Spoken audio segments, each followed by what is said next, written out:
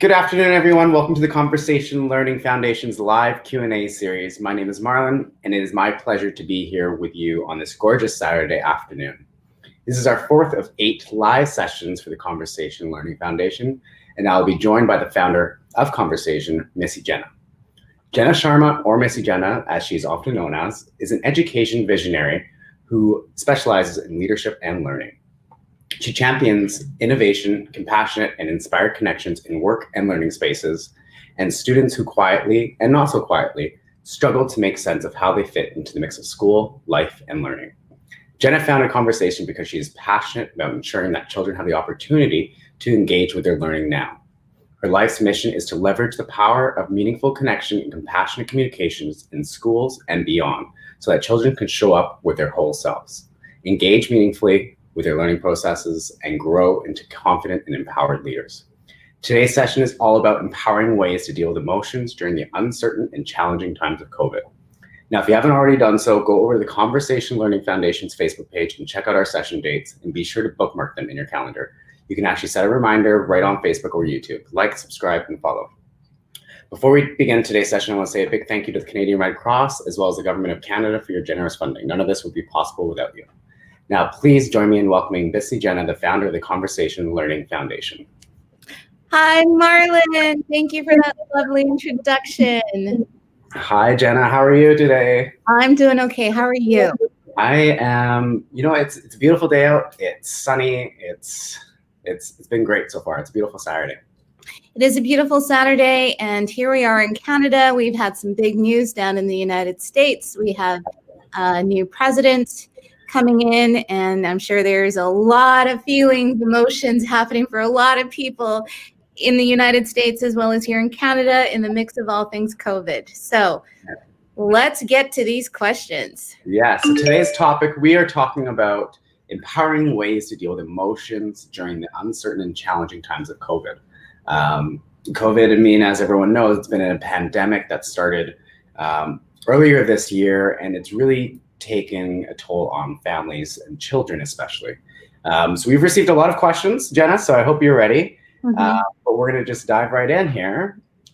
Okay. Anxiety, depression, stress. As a parent, how can I tell these emotions apart so I can best support my child when they're feeling this way? Okay. Anxiety, depression, stress. As a parent, how can I tell these emotions apart so I can best support my child when they're feeling this way? Oh, parents, children, life, family, all so many forms and dimensions. I say with this parent, talk to your child, depending how old your child is, ask them how they're feeling and allow them to define it for you.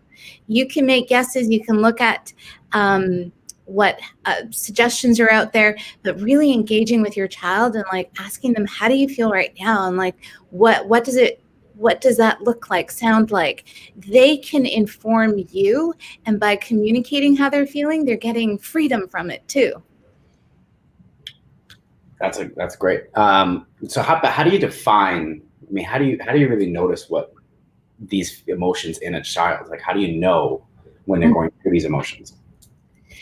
Well, again, if it's a younger child, depending on the age. So if it's a younger child, you might see stress, anxiety lumped together. You might experience a temper tantrum. They don't know what's going on and they're having a tantrum. Depression can look like being quiet, withdrawn, losing an appetite. These are really great questions for a doctor to advise specifically for your child. But in general terms, anxiety is a feeling of nervousness. You're uncertain about something, you may be on edge, and stress is the impact on your body, your mind. So as a parent, it may be hard to separate in the moment. Is this anxiety? Is this depression? Is this stress? Just know that these things are not mutually exclusive. They can happen together, and there could be a lot of other emotions mixed into the matter at hand. So for this parent, how can you best support your child?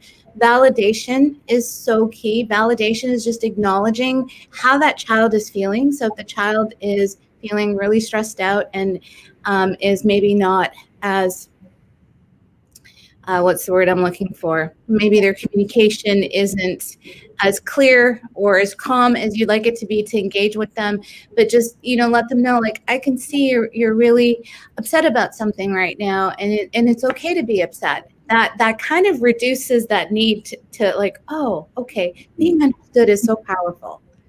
You get what I'm saying? Just communicating. Yeah. Really, Totally. So what are some unique ways we can talk about emotions as a family? Unique ways to talk about emotions as a family. Well, there are so many emotions. And when we sit down as a family and talk about, like, what are your average responses to, like, what comes to mind first when you think of the word emotion? Stress. Okay, stress. Stress. Yeah. Emotions, I mean, it's hard, especially with children. I find there's a lot of emotions and they range and they can change instantly. So, I mean, identifying ways we can talk about our emotions as a family. I mean, I think just acknowledging going through a certain emotion and letting them know that it's okay to feel this. So if you've got, that was great, Marlon. It was more like a rhetorical question. I love how you just jumped in there. You're such a great co-host here. So emotions, if we think about the spectrum of emotions, there's those emotions, those feel-good emotions, like, yeah, happy, glad, excited. And then there's those emotions that are maybe not as feel-good, like sad or gloomy. And we're human beings. We have the capacity to experience all those emotions, and different events cause us to feel different things. Different thoughts can cause us to feel different emotions. So as a family, some unique ways you can talk about emotions is first just unpacking what emotions are. What is an emotion? And then like, allow your child to be the expert, to tell you what emotions are and what role they play in their life. Like, what does feeling happy look like, feel like, sound like? How does that help you? What does feeling sad look like, sound like, feel like? How does that help you? We want children to be able to become literate in their ability to identify how they're feeling so that they can have more power over their actions. That is a great, wow. Okay, thank you. That was a good answer. Thank you. A lot of great tips, I think. Unpacking emotions is so important because you never know what the true emotion is behind it all.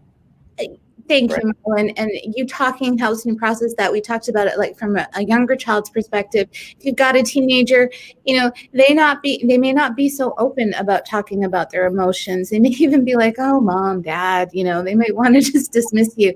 But understanding, or even like just letting them know, like, emotions are tricky and we're here to support you, like support each other, even like involve them in helping you solve a problem. I remember as a kid, my mom had a tough day at work. I was a teenager and she was in conflict with somebody, one of her coworkers, and she involved me in this discussion, and I was able to offer her an input, an insight that she hadn't thought about. And I felt really empowered as a teenager because I could help my mom. And my mom, so like it goes both ways. Like you ask, involve, include, and then you just never know what happens. Right. So we've kind of touched on it a little bit, but this person would like to know, what is anxiety and how can I identify it in my child who's 11? We touched on it a little bit, but maybe expand a little bit into how we can identify it. So what is anxiety? Let's first talk about what the opposite, or what anxiety isn't. So if anxiety is over here, what's over here? Right. I would say it probably, for most, the opposite of anxiety is a general sense of calm, at peace state, and a sense of being in control of what's happening with your thoughts and feelings. And so then if we go to the other side, anxiety is, a sense of uncertainty, nervousness, unsure of what's going on. You can have a lot of different thoughts coming at you all at once. And again, I'm not a doctor. I'm sharing from the world of trying to understand emotions, feelings, things that may come into play, especially during COVID right now. And there's been spikes of anxiety, not just for the little ones, but adults and all kinds of professionals. There's frontline workers who are feeling anxiety, doctors, maybe experiencing anxiety, teachers, parents, everybody. So how do you identify it in your child? You could ask them. It's as simple as saying, "How you doing?" Setting up a conversation. Yeah, setting up a conversation. They may not respond with, "Mom, I'm feeling really anxious right now," but if you genuinely engage them and from a place of wanting to understand what's going on for them, like, "How are you feeling? What's going on?" They will respond with the language that they have, and you two can work together. As a family, you can work that through together. And it's about being respectful in your communication to your children, especially if you sense that they might be feeling anxious. If they're in that state at that time, it may not be the best time to engage in a dialogue around what's happening. Give them some space. Give them some space and help them help you understand. Give them space, communicate, set up a time, make it comfortable for them. Talk about their emotion. And there shouldn't, obviously, no judgment. Yes. No judgment, judgment-free zones, and establishing that. Should parents be telling their kids that? It's sometimes a given, but maybe the child doesn't know that there's no judgment given. Okay, so when we think about judgment and judgment-free zones, as parents, parents want the best for their kids, and for a child to sometimes understand, like, mom and dad really want me to be okay. They want the best for me. And sometimes there could be a disconnect in how that's communicated. So if to create that judgment-free zone, I would suggest if a parent's struggling, like, what does that mean? Like a judgment-free zone? It means that whatever your child shares is okay, and you're not going to react or respond in a way that would have them sort of retreat. Shy away from further engaging with you in discussion, and also just being authentic, straight with them. Like, I'm not sure how to help you right now. I don't know what I could do to make this better. Can you help me understand? Right. So pose your curiosity and pose that you're trying to. Anxiety is a tough one. It's an emotion that everyone in the world almost faces on a day-to-day or at some point in their lives, right? Yeah, and to make that okay, I'm going to put you on the spot, Marlon. Was there a moment this week that you felt some anxiety, and would you be willing to share with us what that was? Yes, definitely. A lot of things. I think I would say I wouldn't say I'm an anxious person, but not knowing the certainty of how something's going to work out in the end makes me anxious. So definitely, being in a venture in a business, we're putting out a product, and that is a big anxious thing, because if the product doesn't work, the product is not superior to the competitors, what's going to happen? So I face anxiety each and every day. Okay, there you go. Thank you for that. Thank you for being so generous with your share as well, Marlon. When I hear you talking about that, I'm envisioning my own experiences, and anxiety kicks in when we start anticipating what could happen, what the possible outcomes be, and then it can veer towards all the scary things that could happen versus maybe all the positive things that could happen. And anxiety can interfere with our ability to take action because we're a little bit consumed by playing out all the different scenarios. And as adults, you and I can have this discussion and share, okay, last week, when did you feel anxious? And you have the communication capacity to share.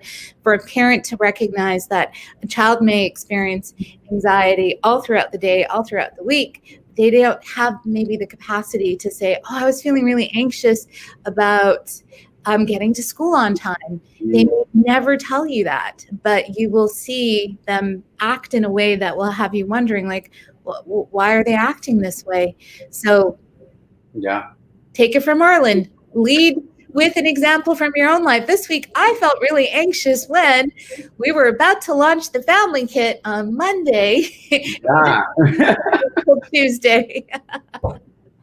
That's so true. And you know what? We're taught Mhm. to plan for the worst. I mean, hope for the best, plan for the worst. But when Mhm. we start planning for the worst that could happen, then Yep. that's when the anxieties come up. Because then you're like, well, if I'm thinking that could happen, it's a real possibility. So Uh-huh. that's an anxiety that we're kind of creating in our head as well when we're going through hope for the best, but Oh, plan for the yeah. worst. Oh, Marlon, as a kid, I was afraid of the Boogie Monster because I'd heard about the Boogie Monster. And so I don't remember exactly what age I was, but when it came to bedtime, I would really worry about what this Boogie Monster is. Is it in my closet? Is it under the bed? And is it going to, like, I'm envisioning all these different scenarios as a child. As an adult, I can process and reflect on that and be like, oh, I wish that there was some way I could have told myself that there's no such thing as the Boogie Monster. And perhaps maybe there was some way I wish I could have told my parents, I'm really afraid of the Boogie Monster. I, Mm-hmm. have the ability to say, but what they probably saw were reasons that I was using to avoid having to go to sleep, like Yeah. excuses. I was giving excuses, but I wasn't giving the true reason why I didn't want to go to sleep. Yeah. I that's the boogeyman. I have a similar story to that exact thing. Well, fair. I remember a nightmare that would happen on a recurring basis. And it was this boogeyman guy. He was tall, orange. For some reason, he was orange. And I remember he kidnapped me out of my room and is a dream, obviously, Yeah. and night terror. And then it always ended in the 7-Eleven across the street from my elementary school. Wow, interesting. That's where the dream always ended. It was the most bizarre thing. So I understand the anxiety of that and not wanting to go to bed because you don't want to relive that scenario again. Yeah, and for a child, you have to quietly like for me, I had to figure out how to do that because there was a risk of saying I'm afraid of the Boogie Monster, like admitting that I think that the Boogie Monster is true and real and I'm afraid of it, and then also trying to figure out like how do I fall asleep and the Boogie Monster might come. And your dream about being kidnapped, like that's what I worried about in kindergarten, because teachers talked to us about, don't go here, there's stranger danger, drop. Yeah. So I would really worry about being kidnapped. And when you talk about anxiety, it was like playing out all the different scenarios. Yeah. So the world can be scary for kids, and there's so much that we don't share when we're children that when we become adults and we, oh yeah, there's no such thing as the Boogie Monster. Yeah. Just know that there's a complex world for children inside their hearts and minds and imagination. And also for the parents too. I mean, maybe tell these sort of stories to their kids so they understand they went through the exact same thing.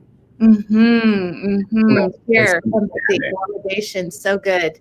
Yeah. So good. We have a next question. Video games have become an everyday activity for my 13-year-old son. I've been noticing a behavioral change in him with less outdoor time. Is this normal? Okay, so video games, 13-year-old noticing behavior change. Is this normal? Well, family to family, video game policies will change, will differ. How much video game time is allowed in your family is determined by the parents. I would say involve your children, ask them, how much video game time do you want? And if you're noticing behavioral change with less outdoor time, video games are tricky. And I'm not a psychologist. I really feel the need to preface this, but I know that they're designed in a way to become addictive. And they stimulate a part of the brain that has you looking for more and more and more and more. So having some clear, like even just talking to them about the science of video games would allow the child to have a little bit, be more empowered around the choices they make about video games. Yeah. I loved video games as a child, and I remember the big reason why is because there's an objective and there's a goal, and you had to get, every video game is the same. I mean, there's always a reason why you're playing to get to the finish end of a game or any game, sports, a role-playing game, anything. Those sort of things, I mean, that's why it was fun, because it created this excitement to achieve something almost virtually, I guess, in a video game. Yeah, and when you say that there's a goal, like there's an objective to play these video games, and these video games are highly entertaining. And we've got a 13-year-old, and we've got COVID going on in the world, and it's almost like a retreat. It's like it may be, I'm hypothesizing, it may be just an escape for this 13-year-old to avoid having to deal with the other things. Now, in this family, whatever the family setup scenario is, I would strongly recommend, from a place of compassion, empathy, and connection, is just to understand what's going on for the 13-year-old, what it is that they really enjoy about the video games. And like, could we, oh, my dad is calling. Does he not know? Oh, they don't know that I've switched to Saturdays. We switched to Saturdays. We switched to Saturdays, Dad. I'm not available right now. The 13-year-old, you know, what is there for him or her to do outside? Outdoor time, what goes on, and like, could we negotiate? So if you have 2 hours of video gaming per day, per week, over the weekend, how can you incorporate some outdoor time? And again, I think that I feel for parents, because they may think they need to have the answers themselves. Like they should, like somehow they should know what to do. And it's totally okay not to know what to do, and to actually involve your child in helping to make constructive decisions as a family. Right. My 4-year-old throws a tantrum every time I try to put his mask on.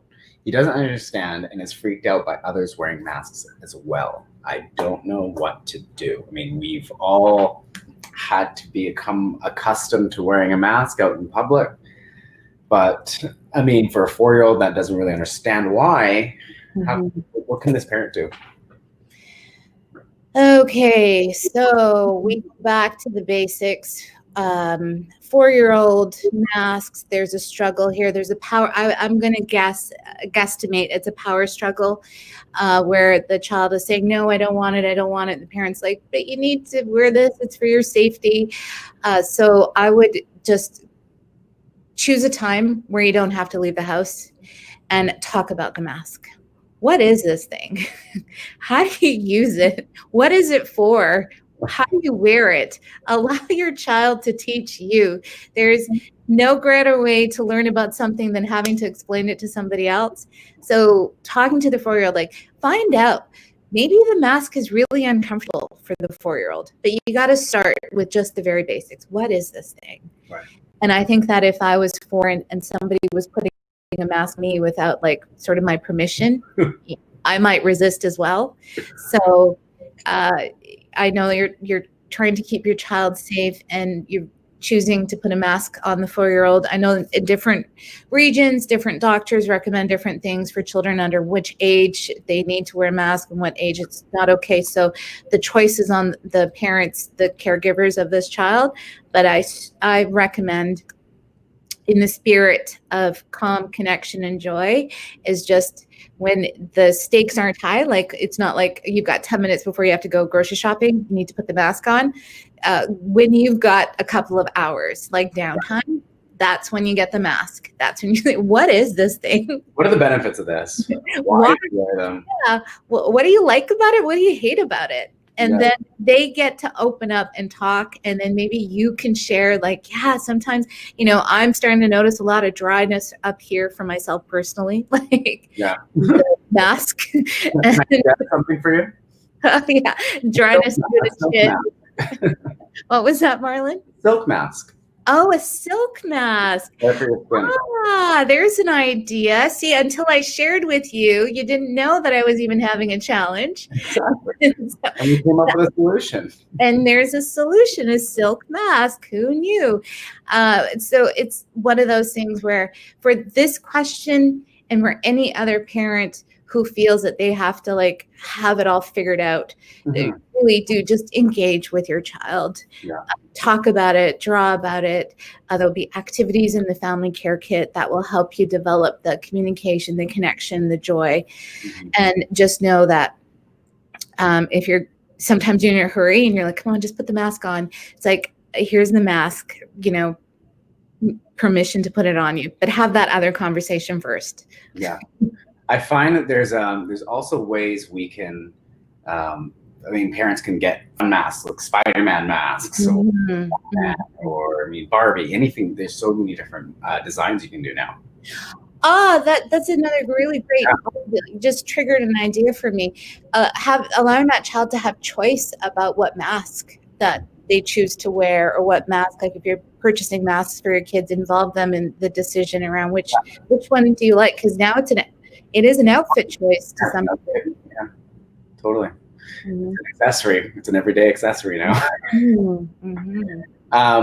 This next question is, I want to talk to my daughter who's 9 and help her cope with her BFF triangle problems, but she is so tight-lipped. Tips on getting her to open up. Okay, let's unpack some of this. BFF, so that's best friends forever. Triangle problems. So 9-year-old daughter help cope with her BFF triangle problems, but she's so tight-lipped. Tips on getting her to open up. Okay, so we're gonna reverse the communication truck. And we're just gonna do a general dialogue around friendships. Yeah.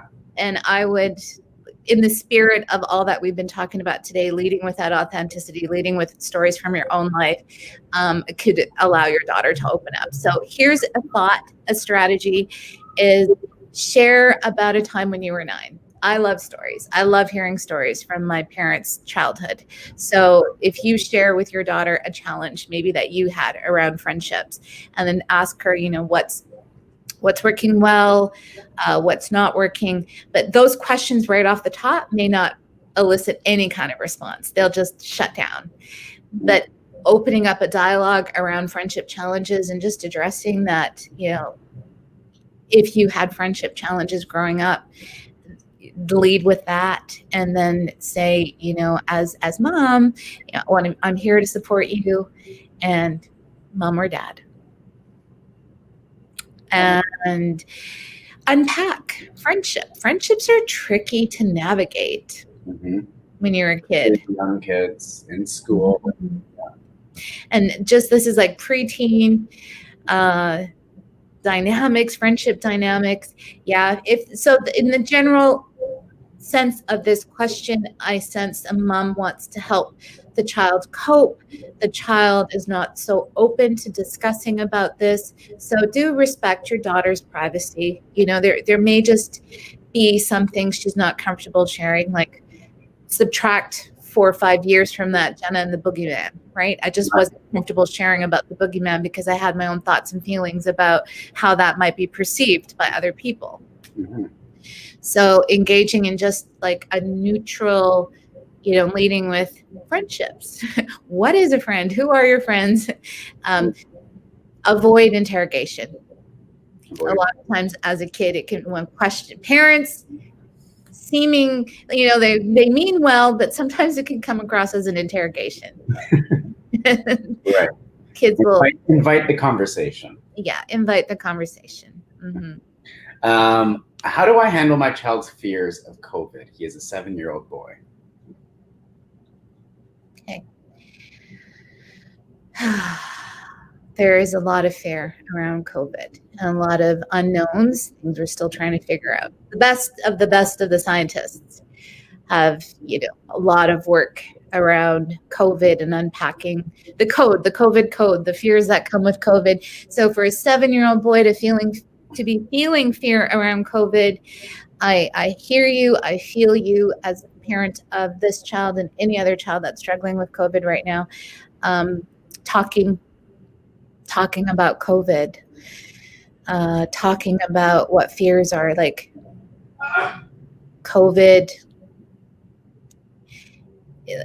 isn't a boogie monster. You know what I mean? COVID is real. And it's out there.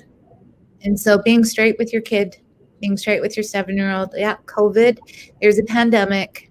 These are big words for a child. So going at your child's pace and making sure that they understand the terms, what you're talking about. Draw a picture of COVID. Right. What does COVID look like? And let's talk about what we can do to protect ourselves, to alleviate some of those fears.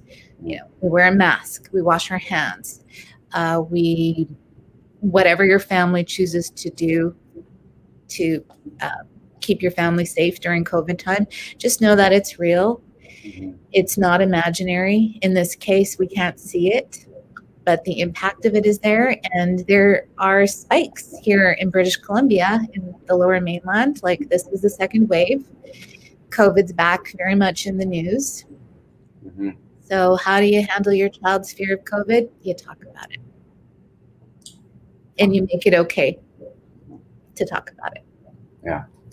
Our last question here kind of ties into this. Every day we're consumed with COVID news. I understand it needs to be talked about, but am I wrong for limiting what my kids listen to and how often it's affecting them? Mm-hmm. As a parent or caregiver of the children, you're well within your rights to limit how much exposure they have to news and social media or wherever they're getting their sources of information about COVID. And it's also very understandable to be concerned about how and where they are getting the information, and to ensure that there is some balance. Like, yeah, we can try and figure COVID out and watch the news and what's the latest, but then what are we doing to take care of ourselves on the other side? Like, what can we do to bring some calm to our thoughts, to us as a family, and talk about other aspects of life aside from COVID? So structure, routine, boundaries, it's all okay, and it helps support your family. When it comes to COVID news, Marlon, I'm just waiting for the day, like, it's over. COVID is finally over. Yeah, I think we got to be waiting for a while for that. Yeah, we'll be waiting for a while. But in the meantime, it's okay. It's okay. We understand it's here. We just have to keep safe and try to create new everyday lives, try to create new routines. And I mean, we all had a different routine last year compared to now. I mean, it's okay to have a new routine. It's okay to establish something new. Yes. And to take breaks from both. Like, one, yes, find information, stay up to date with what's happening, but also incorporate balance. So it's not just all leaning towards just COVID focus. Yeah, awesome. Well, Jena, thank you so much. Today we were speaking about empowering ways to deal with emotions during the uncertain and challenging times of COVID. This was an awesome Saturday. I love doing these Saturday mornings with you now. I really appreciate your time. The Conversation Learning Foundation, go like, subscribe, and follow us for our next Saturday's episode. Thank you, Marlon. We'll see you next Saturday. Thank you to all the family, caregivers, parents, big sisters, big brothers who tuned in today. Send us your questions. We love getting your questions, whether they're challenging, heavy duty. We're here with you. We'll figure out ways to find calm communication strategies. And that's it. That's all. We got to call my dad back. Yeah, and next week we're going over a little bit of the family care kit. So stay tuned. Yes. Thank you so much. Thank you all. Okay.